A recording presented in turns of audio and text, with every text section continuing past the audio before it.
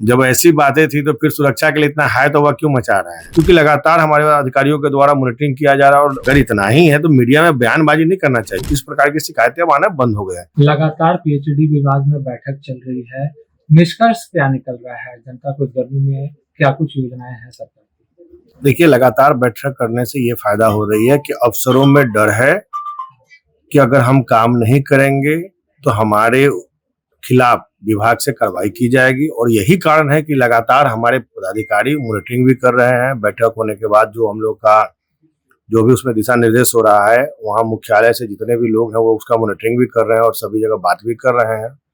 और यही कारण है कि लगातार कहीं से भी, पूरे बिहार में कहीं से भी अब हम लोग के पास शिकायतें नहीं आ रही है कि हमको पानी की कोई किल्लत हो रही है। सीजीआरसी का कंप्लेन जरूर आ रहा है। कंप्लेन में तो चूंकि क्या है, कहीं स्टार्टर जल जाना, कहीं मोटर जल जाना, गर्मी का दिन है, तो ये तो एक मतलब आप हम क्या बोलेंगे कि ये रूटीन वर्क है। क्योंकि क्या है ना कि टेक्निकल फॉल्ट होना है, क्योंकि मशीन जलने का चीज ही है, स्टार्टर लंबे समय तक चलेगा तो वो खराब होना ही है, तो उस टाइप के फॉल्ट आ रही है। और जहां भी पाइप लीकेज का जो मामला पहले बहुत ज्यादा आता था, अब वो नहीं आ रहा है। वो हम लोग के पास सीजीआरसी में कंप्लेन में भी कम आ रहे हैं, क्योंकि लगातार हमारे अधिकारियों के द्वारा मॉनिटरिंग किया जा रहा है और जहां भी शिकायतें मिले तुरंत उसको कंप्लीट भी किया जा रहा है। तो इस प्रकार की शिकायतें अब आना बंद हो गया है। तो कहीं ना कहीं बैठक करने से लगातार पूरे बिहार में जो माननीय मुख्यमंत्री जी का हर घर नल, हर घर शुद्ध जल का जो सपना है, निश्चित रूप से हम उसको पूरा करने में लगे हुए हैं। तमाम विभाग के पदाधिकारी भी उसमें लगे हुए हैं, और मुझे लगता है कि आने वाले समय में कहीं भी अगर बिहार में कोई समस्या पानी की ना आए, ये हम लोग की प्राथमिकता में है। संजय जी, तब ये माना जाए कि कहीं से भी कोई ऐसा वीडियो सामने नहीं आएगा जहां पर बिहार की आम जनता पानी की किल्लत से जूझ रही है? बिल्कुल नहीं आएगा, और कभी अगर आप लोग के समक्ष आता है तो उनको बोलिए सीजीआरसी में कंप्लेन करने के लिए, और सीजीआरसी में जैसे कंप्लेन आता है हम लोग तुरंत उस पे संज्ञान लेते हैं। और संज्ञान लेके, चूंकि क्या है कि हमारे सचिव महोदय ने जब से अपना व्हाट्सएप नंबर दिया है, तब से लोगों का डायरेक्ट यहाँ से मतलब काम हो रहा है, तो कंप्लेन की संख्या भी इसलिए घट गई है। तो मुझे नहीं लगता कि इस प्रकार की चीजें आनी चाहिए। चीफ मिनिस्टर ने, चीफ मिनिस्टर है सम्राट चौधरी, तेजस्वी यादव पटना पहुंचते ही कह दिया उन्होंने। ये क्या है ना कि महागठबंधन में शुरू से रहा है कि भाषा का मर्यादा कभी नहीं रहा है, और मुझे लगता है कि राजनीति में भाषा की मर्यादा होना चाहिए।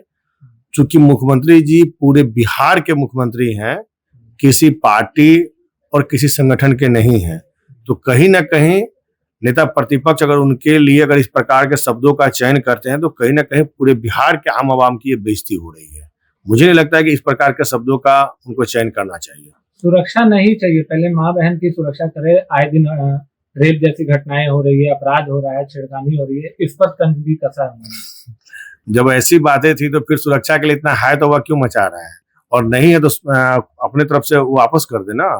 अगर इतना ही है तो मीडिया में बयानबाजी नहीं करना चाहिए, उनको अपना सुरक्षा पहले वापस करना चाहिए और उसके बाद ये बोलना चाहिए, न कि अपनी सुरक्षा को रखते हुए और सिर्फ मीडिया में बयानबाजी करने से कुछ नहीं होगा। उनको चाहिए कि पहले आप अपनी सुरक्षा को वापस कर दें, फिर जितना बयानबाजी करना है बयानबाजी करें। सुरक्षा तो उन्होंने वापस कर दी। नहीं, सुरक्षा वापस का मतलब क्या हो रहा है?